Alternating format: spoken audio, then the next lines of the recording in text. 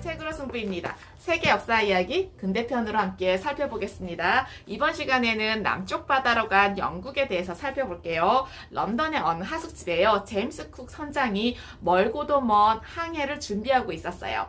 영국 정부에 고용된 이 사람은요, 과학 탐사 를 위해서 항해에 나설 예정이었어요. 그러니까 그 과학탐사라는 것이요, 지구 반대편에 있는 타히티 섬으로 가서 금성을 관측하는 일이었어요. 망원경, 측량, 지도 제작을 위한 온갖 도구들이요, 지금 이 사람 주변에 쌓여 있었어요. 그래서 그 모든 도구들, 모든 준비물들을 상자 속에 넣고 엔데버호라는 배를 타고 이제 곧 출발할 거예요. 33살의 나이가 될 때까지요, 수많은 낯선 곳에 탐험을 했는데요, 아무도 몰랐던 섬과 해안들을 탐사하고 지도로 그렸어요. 7년 전쟁이 있었을 때는요, 캐나다 해안을 자세하게 지도로 그려놓고 영국군들이 퀘벡을 점령하는데 결정적인 역할을 했어요. 석탄 수송선, 전함, 사령선, 거룻배 등 온갖 배를 타본 경험이 있었던 진짜 바다의 사나이였어요. 이 쿡 선장은요, 금성을 관측하는 것이 매우 중요한 일임을 알고 있었어요. 왜냐하면 금성이 태양과 지구 사이를 지나갈 때는요, 영국 땅에서는 그 모습을 볼 수가 없어요. 그렇기 때문에 지도의 남반구로 가서 그것도 100년에 한 번 관측할 수가 있었던 거예요. 영국의 왕립학회는요, 태양의 표면을 가로질러 통과하는 금성의 경과를 정밀하게 관측해서 올 것을 아주 기대하고 있었어요. 조지 3세 국왕은요, 사람을 시켜서 쿡 선장에게 봉투를 하나 전했어요. 바로 비밀 명령이 적혀 있었는데요, 타히티에 도착을 해서 금성 관측을 다 마칠 때까지는 절대로 뜯어서는 안 되었어요. 8달 후에 엔데버호는요, 타히티의 눈부신 백사장에 도착을 했어요. 그리고 원주민들은 그들을 아주 환영해 주었어요. 쿡 선장은 작은 언덕에 나무들을 다 잘라내고요, 관측소를 지었어요. 천문 관측 도구들을 버려놓고서 때를 기다렸죠.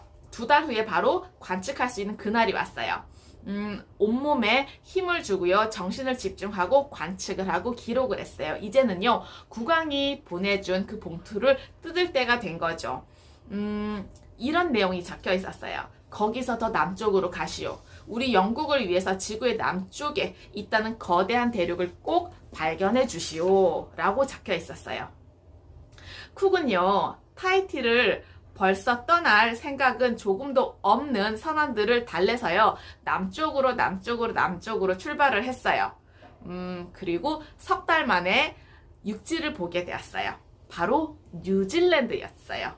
뉴질랜드의 서쪽에는요, 또 어떤 섬이 있다는 그 사실을 뱃사람들을 통해서 알게 되었어요. 그래서 그 섬을 탐사해 보기로 했던 거죠. 그런데 시야에 어떤 땅이 나왔는데요, 보터니만이라고 이름을 붙여놨어요. 보터니만이라는 뜻은요, 어느 한 지역에 서식하는 식물들이라는 뜻이었어요. 네, 엔데버호가 다시 출항을 했어요. 해안을 따라 올라가면서 또 지도를 그렸죠. 바로 그 섬을 뉴 사우스 웨일스라고 이름을 붙였어요. 왜냐하면 영국에 있는 웨일스 땅과 너무나 비슷해 보였거든요. 네. 엔데버호가 항해하던 그곳은요, 바로 오스트레일리아 대륙의 앞바다였어요. 영국 국기를 꽂고요, 이제 온 전체 해안을 조지 3세 국왕의 것이라고 선언을 했어요. 네, 쿡은요, 자기가 지구의 남쪽에 있다는 그 거대한 대륙을 발견했다는 그 사실을 아직까지는 알아채지 못했어요. 뉴 사우스 웨일스라고 이름을 붙인 그 섬은 사실은요, 상상할 수도 없을 정도로 엄청나게 큰 땅덩이였어요. 금성을 관측한 그 기록과 뉴 사우스 웨일스라는 섬의 해안 지도를 가지고서 영국에 돌아온 이 쿡 선장은요, 수많은 사람들의 환영을 받았어요. 그리고 다음 해에 그는 다시 지구의 남쪽 끝에 있다는 거대한 대륙을 찾으러 나섰어요. 그런데 온통 얼음으로 덮여있는 남극 대륙을 발견했어요. 네, 시간 낭비라고 생각을 했던 거예요. 그래서 이번에는요, 북아메리카를 거쳐서 곧 중국에 이른다는 그 전설의 북서 항로를 찾아보겠다고 나섰어요. 그런데요, 쿡 선장은 찾아내지 못했어요. 그래서 단념하고 왔던 길을 다시 되짚어서 집으로 돌아오려고 결심을 해서 오고 있는데 하와이 섬에 들렀어요. 하와이 섬에 잠시 들러서 배도 수리하고 잠시 쉬었는데요. 그 원주민들이 무척 환영해 준 것이었어요.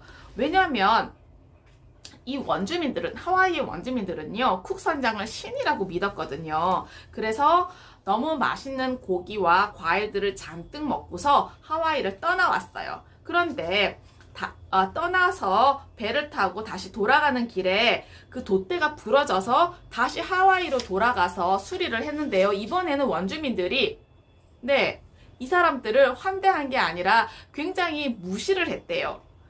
그래서 원주민들은 쿡 선장의 배로 헤엄을 쳐와서 배에 박혀있는 못도 뽑아버리고 갑판에 있던 쇠 연장들도 훔쳐버리고 심지어는요 구명보트까지도 훔쳤다고 해요. 그래서 쿡 선장은 폭력을 쓰기로 결심을 했어요. 가장 가까운 마을로 쳐들어가서요 추장을 붙잡고 자기들의 배로 가자고 협박을 했어요. 그 원주민들 중에 한 사람의 젊은 남자가 튀어나와서요 몽둥이로 쿡 선장의 머리를 내리쳤어요. 휘청거리다가 쓰러진 거죠. 이 해변에서 쿡 선장은 죽게 되었고요. 쿡 선장 말고도 4명이나 더 죽게 되었어요. 바다에 사나이 쿡 선장의 일생은 이렇게 허망하게 막을 내렸습니다. 쿡 선장이 남쪽 바다를 항해하고 있을 때 영국은요 아메리카 식민지를 잃어버렸어요. 더 이상은 좋은 아메리카의 담배도 맛볼 수 없게 되었고 식민지가 하나도 없게 되었어요. 무엇보다도 영국에 죄수들을 보낼 것이 없어진 거예요. 오래전부터 영국에서는요 감방이라고 하는 곳에 모든 죄수들로 넘쳐났어요. 미국 사람들은 이제 영국의 죄수들을 더 이상 받아주지 않았어요. 영국의 모든 감옥들은 죄수들로 넘쳐나고 있었기 때문에 영국 정부는 생각을 했어요. 어디로 보내지? 바로 떠오른 곳이 뉴사우스 웨일스 섬이었어요. 미국 독립혁명이 끝난 지 10년 후에 물자, 간수, 죄수들을 가득 실은 11척의 배가 오스트레일리아를 향해서 출발하게 된 거죠. 바로 오스트레일리아가 영국의 감옥이 되었어요. 7년형 정도 받은 죄수들은요 살아서 돌아올 희망이 없었어요. 오스트레일리아 죄수 식민지의 첫 번째 총독이 된 아서 필립이라는 사람은요 11척의 배에 탄 수많은 남녀들이 떼죽음을 당하게 둘 생각이 전혀 없었어요. 그래서 필립은 죄수들에게 감옥이 아니라 새로운 삶의 터전을 건설할 수 있다고 설득을 했어요. 보터니만은 새로운 터전으로 삼기에는 그렇게 좋은 조건은 아니었어요. 맑은 물이 없고 습지였거든요. 죄수들 중에서는요 대부분이 가축을 기르거나 농사를 지어본 적이 없는 도시 사람들이었어요. 그런데다가 간수들도 죄수들과 함께 노동을 하려고 하지 않았어요. 감시만 하고 이래라 저래라만 했던 거죠. 죄수들 중에서 식민지 건설의 지도자로 삼았어요. 일부의 사람들을 삼았는데 이게 필립의 아이디어였어요. 이 죄수들이 도로를 닦고 오두막을 짓고 말이 없으니까 몸으로 쟁기를 끌었는데 이들에게 엄청난 땅을 주겠다고 약속을 했어요. 그런데 너무너무 사람들은 힘들었어요. 굶주림에 죽을 지경이었고요. 그러다 보니까 식량창고에 손을 대는 죄수들이 나왔어요. 그래서 모든 사람들이 지켜보는 앞에서 매로 가혹하게 다스리기도 했어요. 필립, 그러니까 총독인 필립은요 마음을 단단히 먹고 죄수들을 실어오는 배들을 맞이하고 인도의 캘커타로 배들을 보내서 식량을 실어오게 하고 아프리카로부터 과일과 덩굴 식물을 수입을 하고 죄수들을 다독여서 열심히 일하도록 했어요.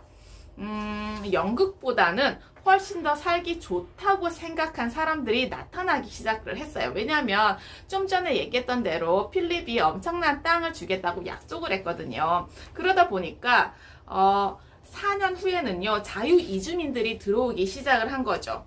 너무너무 가난해서 영국에서의 삶이 힘들었던 사람들이었어요. 이 사람들은요 결코 쉽지 않은 삶을 살았어요. 뜨거운 햇볕, 가뭄, 홍수를 견뎌야 했고 무엇보다 외로움을 견뎌야 했어요. 의사도 없죠. 상점도 없죠. 1년에 딱 2번 생필품을 팔러 오는 그런 마차들이 오고요. 그 편의 우체부들이 다녀간 거예요. 그거 말고는 아무것도 할 일이 없었어요. 그래서 유일한 낙이 바로 독한 술을 마시는 것이었어요. 영국인 이주민들의 삶이 조금씩 나아지는 동안에는요, 원주민들이 조금씩 힘들어진 거죠. 필립은 시드니의 죄수들에게 애보리진들과 사이좋게 지내라고 명령을 했어요. 애보리진을 살해한 자는 반드시 교수형에 처한다고까지 했어요. 영국인들의 삶은 좀 나아졌지만 애보리진들의 처지는 쪼그라들게 된 거예요. 필립이 처음에 보터니만에 내렸을 때는 오스트레일리아 대륙에 약 30만 명의 애보리진들이 살고 있었는데요. 대영 제국이 그 대륙을 자신의 땅이라고 선언을 할 무렵에는요, 고작 8만 명 정도밖에 남지 않았다고 합니다. 네, 어떠셨나요? 과거의 지혜와 지식을 통해서 현재와 미래의 삶이 좀 더 의미 있고 풍성해지시길 기원합니다. 감사합니다.